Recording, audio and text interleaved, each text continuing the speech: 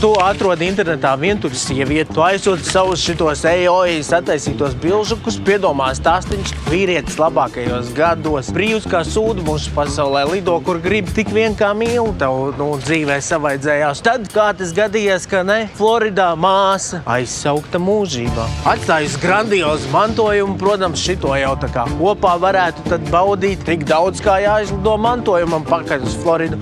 Bet zini, kā tu esi ar tiem internetiem uz jūs, tik tos kartes datus, lai iedot. Tik daudz kā biļetītē vajag ne jau paņemt, aizņemties. Tad jau kopā pēc tam braukstiet, pelcupu uz vietas, nopirksiet, kā iedot kartes datus, tā, protams, iztīram visu tukšu, ja. Vēl kredītiņus var paņemt, ja tev tie dati ir. Tu dāmu atstāji pliku ar saplēstu sirdi, to kokosriekstu dzērienu, to tu pats Malibu kaut kur tur dzer.